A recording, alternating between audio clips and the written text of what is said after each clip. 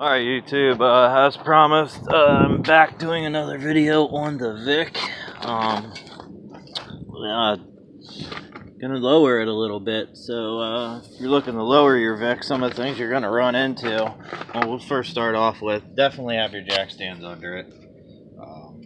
Now I have my jack under the rear differential because you'll want to jack it up to be able to get your shocks off. Some of the videos I've watched, they're pulling the entire rear sway bar off. Honestly, you don't need to go through all that. You just pull off your sway bar links and you'll be set to go. The top bolt is located just on the other side of here. You can get that with a 14mm wrench, and then the bottom bolt will be a 17, and then just come down on your rear axle and unbolt your shock. Once you get your shock out of the way, then I jacked it up before I unbolted the shock. On the differential, I did put a block under there because I don't want the jack actually just going into the rear differential and doing any damage or messing up the seal and then have to deal with a leak. So I just put a piece of block there. Once you get your shocks unbolted and separated from the axle, you can actually, if you have the jack that you can relieve the height slowly, just go ahead and do that. And then once you get that done, you'll have some pretty good play in your rear axle. And this is going to be the rear shock on the Vic. I've read some things where people are just cutting them coil, so I'm not 100% sure exactly how I'm going to go about looking to drop it 2 in the rear, maybe 2.5, because they generally sit higher in the rear. We'll go over to the driver's side where I still have the shock in, where I haven't popped that out yet, but you'll do the same thing on this side. Sway bar link and then your strut.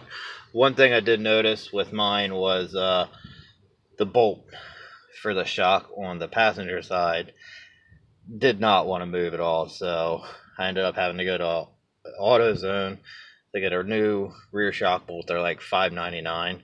So actually in the process of getting the second one, I'm just gonna replace them both, so then I know I got 2 brand new shock bolts in the back and I don't really have to worry about it too much. One of the things I am going to try, I was given Mustang Gt Springs.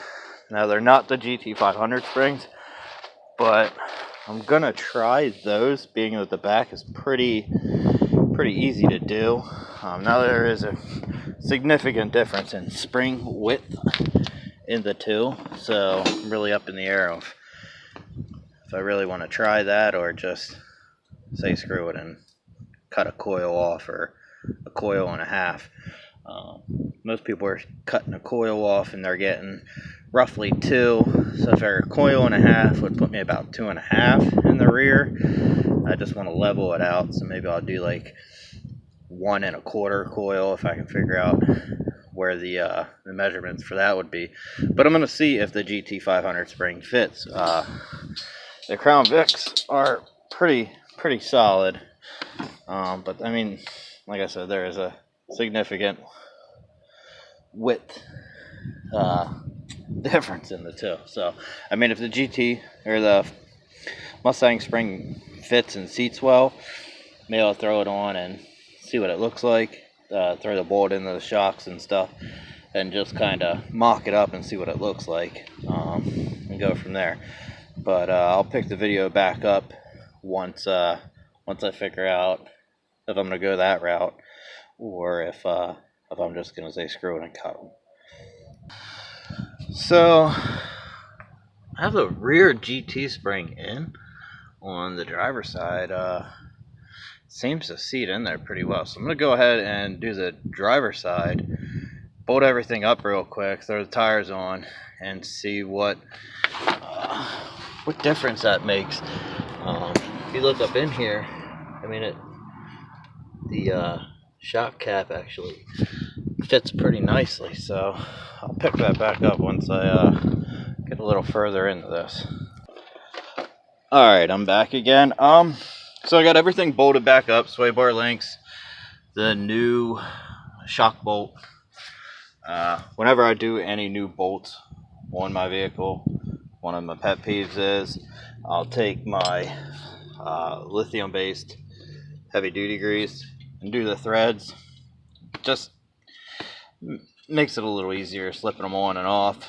If you have to break them loose, you don't have to sit there and spray WD-40 on them or a penetrating thing on them and then wait. Normally they're pretty quick, and it actually helps condition the bolt and protect it from moisture. So I'm going to throw the tires back on. I mean, the GT Springs are sitting pretty nice in there.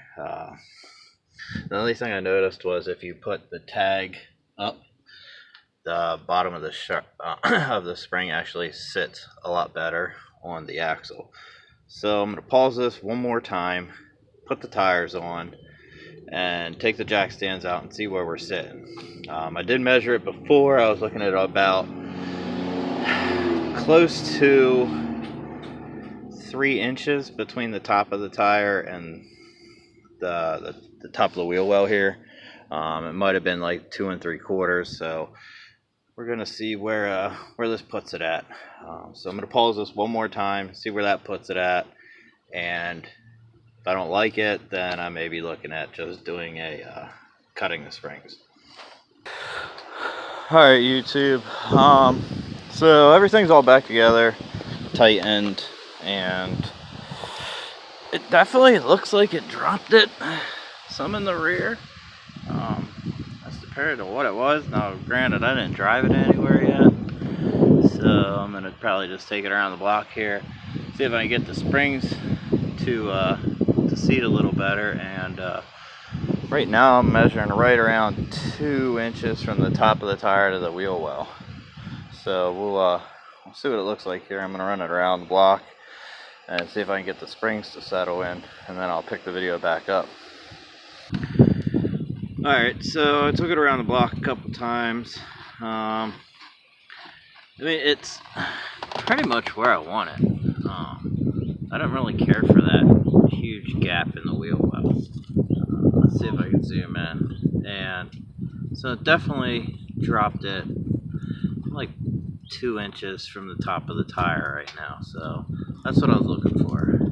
Gonna be going ahead and doing the front. You definitely see a huge difference in the front then as well. So stay tuned. If you have any questions, feel free to subscribe or shoot me your questions, and I will get back to you as soon as possible.